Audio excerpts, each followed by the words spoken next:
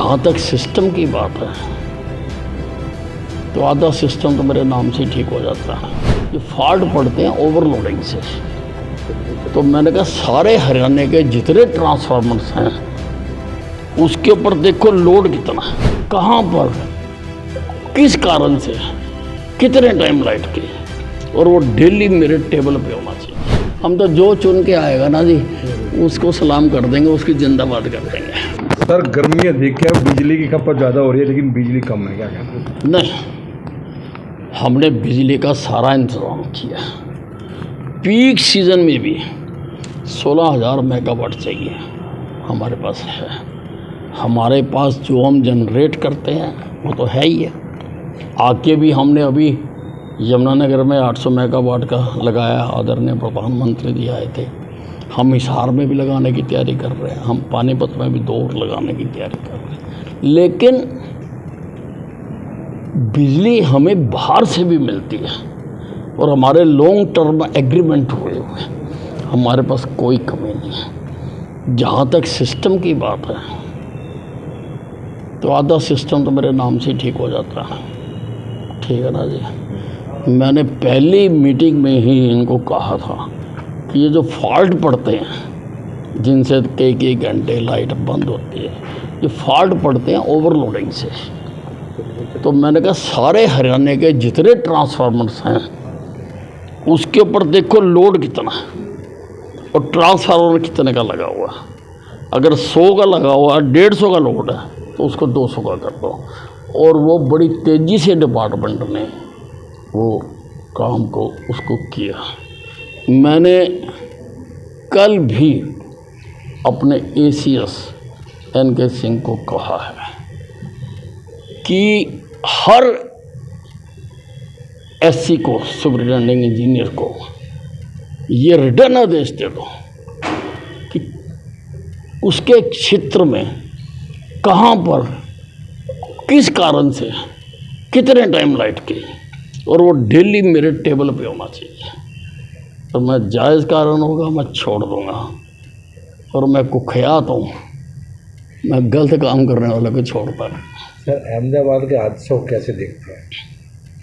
नहीं देखिए, अब तो वो हादसा हो गया, बहुत दुखद हादसा है। हमारे एक पूर्व मुख्यमंत्री भी चले गए और 200-250 लोग चले गए। इससे बड़ी त्रासदी दुर्घटना हो नहीं सकती है।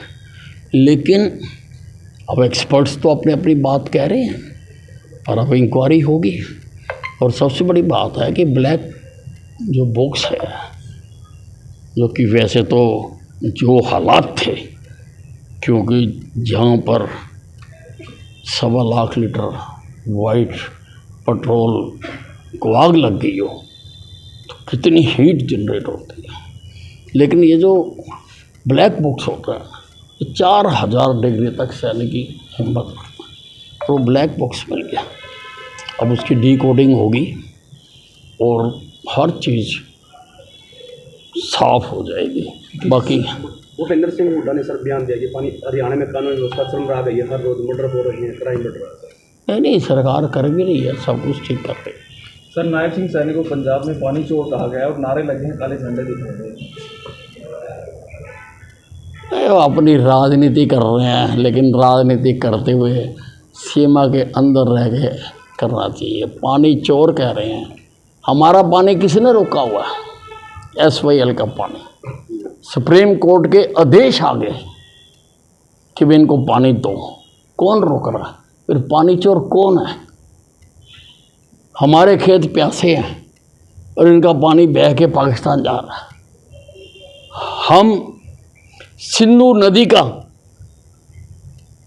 हमने जो हमारा पाकिस्तान के साथ जो हमारा हुआ था, एग्रीमेंट हुआ था, हमने उसको रद्द कर दिया और हम वो पानी हमारे प्यासे खेतों को मिले, उसके लिए हमारी सरकार कोशिश कर रही है। लेकिन ये SYL का पानी उधर को बहा रहे हैं।